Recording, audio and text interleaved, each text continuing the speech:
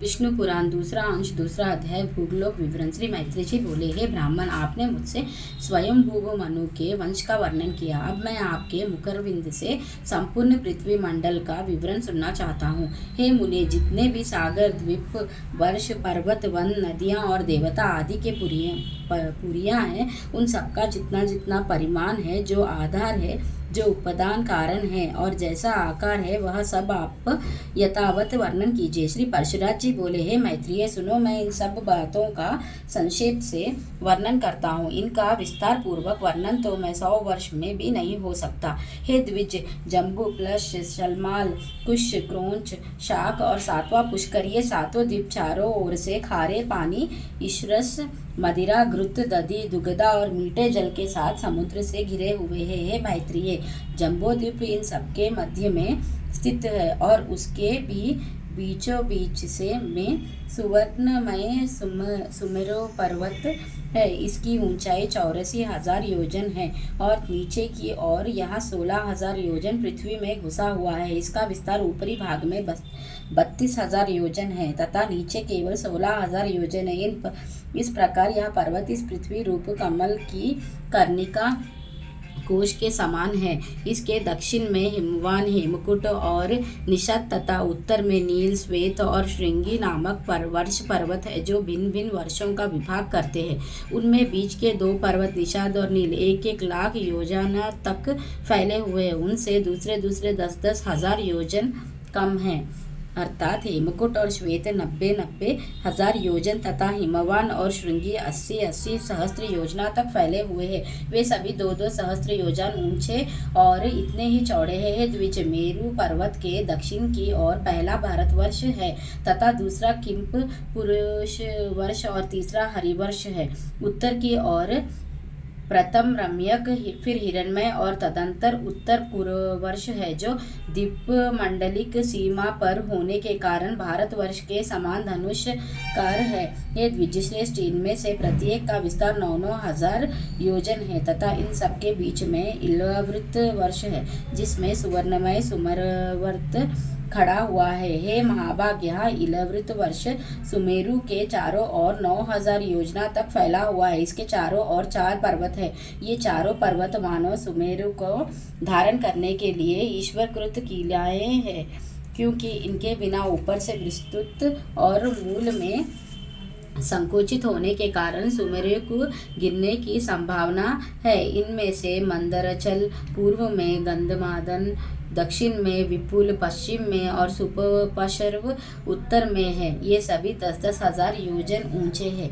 इन पर पर्वतों की ध्वजाओं के समान क्रमश 1100 योजन ऊंचे कदम्ब, जम्बू, पीपल और वट के वृक्ष है। हे महामुने, इनमें जम्बू वृक्ष जम्बो दीपक नामक कारण है। उसके फल महान गजराज के समान बड़े होते हैं। जब वे पर्वत पर गिरते हैं तो फटकार सब और फैल जाते हैं।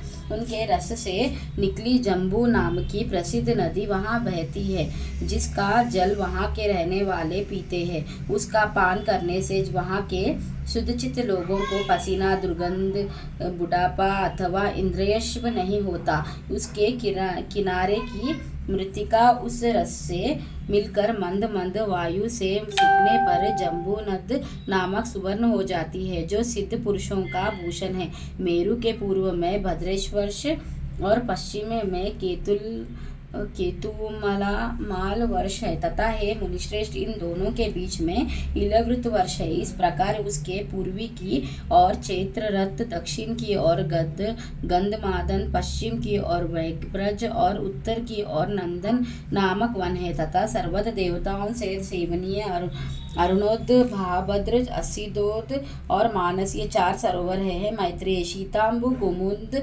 कुररी, माल्यवान तथा क्वेकंक आदि पर्वत भूपद्म की कर्णिकार रूप मेरु के पूर्व निदीक्ष के केसारचल है।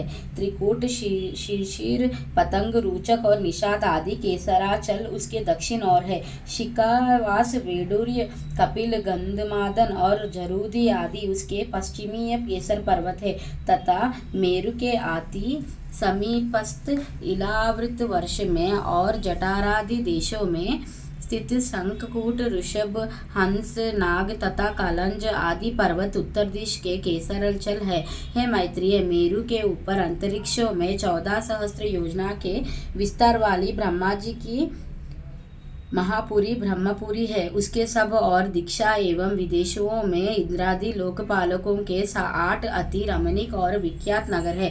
विष्णु पादोद्भव श्री गंगा जी चंद्रमंडल को चारों ओर से अल्पवित कर स्वर्गलोक से ब्रह्मापुरी में गिरती है। वहां गिरने पर वे चारों दिशाओं में क्रम से सीता, अलकनंदा, चाशु और भद्र नाम से 4 भागों में विभक्त हो जाती है। उनमें से सीता पूर्वी की ओर आकाश मार्ग से एक पर्वत से दूसरे पर्वत पर जाती हुई अंत में पूर्व स्थित भद्रेश्वर वर्षों को पार कर समुद्र में मिल जाती है। इसी प्रकार है महामुनि, अलकनंदा दक्षिण दिशा की ओर भारतवर्ष में आती है और 7 भागों में विभक्त होकर समुद्र में मिल जाती है। चक्षु पश्चिम दिशक के समस्त पर्वतों को पार कर केतुमाल नामक वर्ष में बहती हुई अंत में सागर में जा गिरती है। तथा है महामुने, भद्र उत्तर के पर्वतों और उत्तर क्रूर वर्ष को पार करती हुई उत्तरीय समुद्र में मिल जाती है। माल्यावन और गंधमादन पर्वत उत्तर तथा दक्षिण की ओर नीलाचल और निषाद पर्वत तक फैले हुए हैं। उन दोनों के बीच में कर्णिकाकर मेरु पर्वत स्थित है। मैत्रेय, मर्यादा पर्वतों के बही भाग में स्थित भारत केतुमाल, भद्रेश्वर और कुरवर्ष इस लोक पद्म के पतों के समान है। जठर और देवकुट ये दोनों मर्यादा पर्वत है, और जो उत्तर और दक्षिण की ओर नील तथा निषाद पर्वत तक फैले हुए, पूर्व और पश्चिम की ओर फैले हुए गंधमादन और कैलाश ये 2 पर्वत जिनका विस्तार 80 योजन है, समुद्र के भीतर स्थित है। पूर्व के समान मेरु की पश्चिम ओर भी निषाद और परियात्रा नामक 2 मर्यादा पर्वत है स्थित है।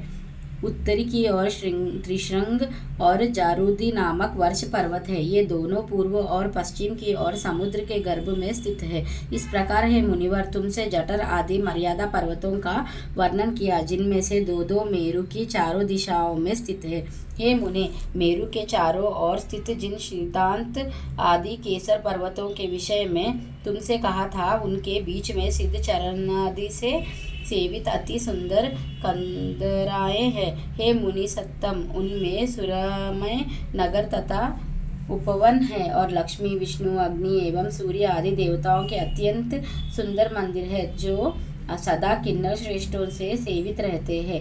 उन सुंदर पर्वत द्रोणियों में गंधर्व, यक्ष, राक्षस, दैत्य और दानवादि अहर्निश क्रीड़ा करते हैं। मुने, ये संपूर्ण स्थान भौम स्वर्ग कहलाते हैं। ये धार्मिक पुरुषों के निवास स्थान हैं।